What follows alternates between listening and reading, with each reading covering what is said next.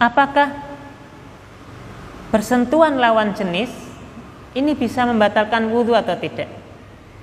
Bapak-bapak bersentuhan kulit dengan istri, atau bersentuhan kulit dengan anak perempuannya, atau mungkin nggak sengaja dengan orang laki perempuan yang lain. Apakah ketika kita punya wudhu kemudian bersentuhan lawan jenis ini bisa menjadi batal wudhu kita ataukah tidak? Sebagaimana kalau kita baca di dalam surat An-Nisa ayat 43, Allah Subhanahu wa taala berfirman, "Aula mastumun nisa falam tajidu ma'an fatayammamu sa'idan thayyiba." Atau menyentuh wanita, jika engkau tidak mendapati air maka bertayamumlah dengan debu atau dengan tanah yang suci. Secara zahir ayat ini menunjukkan bahwa bersentuhan lawan jenis, lams itu bersentuhan lawan jenis itu bisa menjadi pembatal wudhu. Hanya saja nanti para ulama berbeda pendapat tentang hukum bersentuhan lawan jenis ini bisa menjadi pembatal wudhu ataukah tidak. Pendapat yang pertama di kalangan ulama Syafi'iyah, mazhab Syafi'iyah mengatakan bahwa bersentuhan lawan jenis ini bisa membatalkan wudhu secara mutlak. Maknanya dengan syahwat maupun dengan tidak ada syahwat, kalau sudah bersentuhan lawan jenis, nempel dengan lawan jenis, ya, tanpa ada penghalang, maka hakikatnya ini bisa membatalkan wudhu. Ini dalam mazhab Syafi'iyah, ya. Nah, apa dasarnya mazhab Syafi'iyah mengatakan sentuhan lawan jenis batal wudhu? Karena menafsirkan surat An-Nisa ayat yang ke-43 tadi, kata aula mastumun nisa, kata lams itu maknanya adalah sentuhan kulit, sehingga bisa membatalkan wudhu karena bersentuhan lawan jenis tadi. Dan kata lams yang maknanya bersentuhan lawan jenis atau sentuhan kulit itu bisa kita jumpai dalam hadis Nabi yang lain. Misalnya Nabi bersabda, wal yadu zinaha al-lams, tangan ini zinanya ya menyentuh lawan jenis, menyentuh kulit lawan jenis, ya.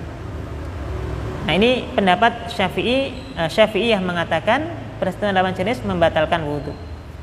Pendapat yang kedua, pendapat di kalangan ulama Hanafiyah dan salah satu pendapat Hambali yang juga dipilih oleh pendapatnya Syekhul Islam Ibnu Taimiyah mengatakan bahwa persentuhan lawan jenis ini tidak membatalkan wudhu, baik dengan syahwat maupun dengan baik dengan syahwat maupun tidak dengan syahwat.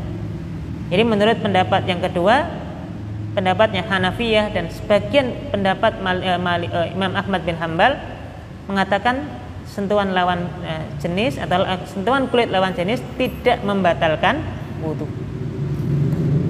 Apa dasarnya? Yang pertama karena memaknai kata aula mastumun nisa ini maknanya adalah al-jima, bukan sekedar sentuhan kulit, tapi makna aula mastumun nisa itu maknanya adalah al-jima. Sehingga kalau hanya sentuhan kulit lawan jenis ya tidak masalah, karena makna ayat ini adalah jima. Kemudian yang kedua, hadis-hadis yang menceritakan Nabi Shallallahu Alaihi Wasallam dulu ketika bersama para istri beliau, Nabi ketika hendak sholat dan Nabi punya wudhu, kadang Nabi Shallallahu Alaihi Wasallam mencium istri, Nabi menyentuh atau tersentuh oleh kulit istrinya. Dan ini Nabi Shallallahu Alaihi Wasallam tidak membatalkan wudhunya atau Nabi tidak mengulangi sholatnya. Ini maknanya bahwa bersentuhan kulit lawan jenis tidak sampai membatalkan wudhu. Bahkan tadi ya Nabi Shallallahu Alaihi Wasallam sampai diceritakan dalam sebuah riwayat hadis, misalnya hadis yang mengatakan anna nabiyya sallallahu alaihi wasallam qabbala imra'atan min nisaihi summa kharaja ila shalah wa lam yatawaddo. Nabi mencium salah satu istri beliau, kemudian Nabi sholat dan Nabi tidak memperbarui wudhu. Berarti tidak membatalkan wudhu. Adapun pendapat yang terakhir, ini pendapatnya Imam Malik dan pendapatnya mazhab Imam Ahmad bin Hambal, mengatakan bersentuhan kulit lawan jenis ini bisa membatalkan wudhu dengan syarat adanya syahwat. Kalau nggak ada syahwat berarti tidak batal. Tapi kalau pakai syahwat artinya batal.